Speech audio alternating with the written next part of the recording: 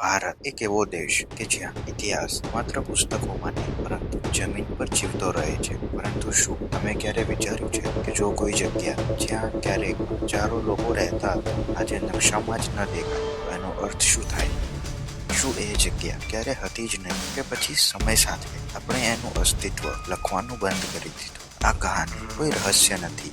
આ છે સમય, પ્રકૃતિ અને માનવીય પરિવર્તનની સાચી કહાની. આ વિડીયોમાં આપણે એવા ગામોની વાત કરીશું જે ક્યારેક જીવંત હતા પરંતુ આજે નકશામાં અલગ રીતે નોંધાય છે અથવા દેખાતા જ નથી.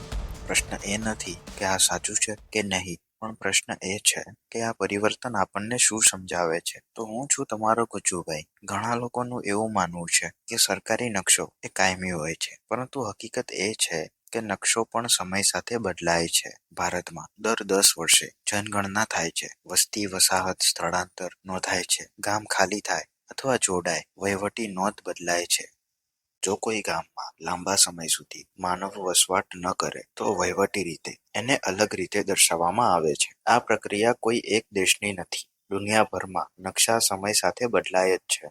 તો આવો જાણીએ દરિયાકાંઠા સાથે બદલાતા ગામો વિશે.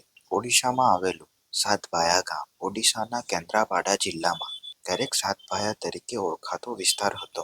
આ વિસ્તાર 7 ગામોનો સમૂહ કહેવાતો.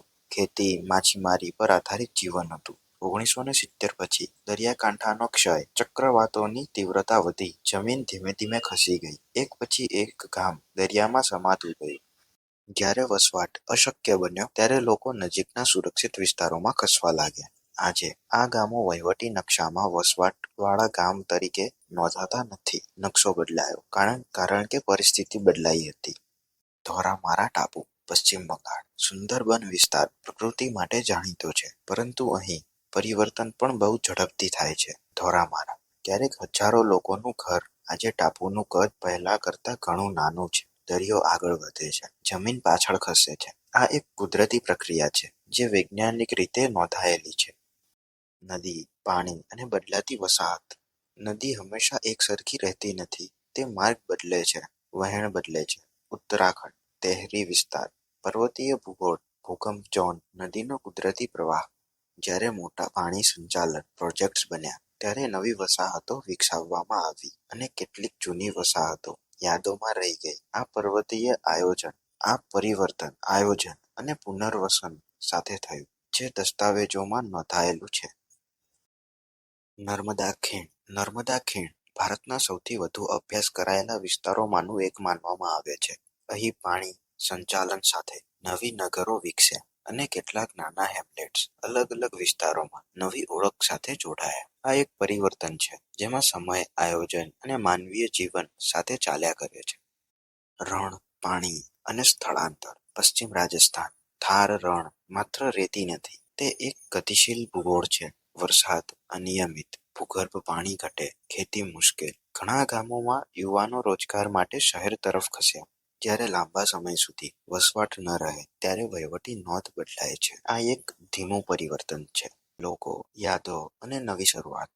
એક વૃદ્ધ કહે છે, ગામ બદલાયું પણ અમે આગળ વધ્યા. એક યુવાન કહે છે, હવે અમારું જીવન શહેરમાં છે, પરંતુ મૂળ ગામ અમારી ઓળખ છે. આ કહાની ક્યારેક ખોવાઈ જવાની નથી. આ છે પરિવર્તન સ્વીકારવાની કહાની. આમાં મોટા પ્રશ્નો તો એ છે કે નકશો કેમ બદલાય છે? પ્રકૃતિ આપણને શું સંકેત આપે છે? ભવિષ્યમાં આવા પરિવર્તન કેટલા સામાન્ય બનશે? આ પ્રશ્નોના જવાબ આરોપોમાં નહીં પરંતુ સમજમાં છે. ભવિષ્ય અને શીખ. ક્લાઇમેટ ચેન્જ, પાણી સંચાલન અને સ્થળાંતર, આ ત્રણેય ભારતના નકશાને સતત બદલતા રહેશે. આ બદલાવ સારો કે ખરાબ એથી વધુ મહત્વનું એ છે કે આપણે એને સમજીએ. આ ડોક્યુમેન્ટરી કોઈના વિરોધમાં નથી. આ માત્ર એક નોંધ છે કે ભારત સ્થિર નથી, તે સતત વિકસતું રહે છે. નકશા બદલાય છે, રસ્તા બદલાય છે, લોકો બદલાય છે, પરંતુ એક વાત ક્યારેય નથી બદલાતી: માનવીય યાદો.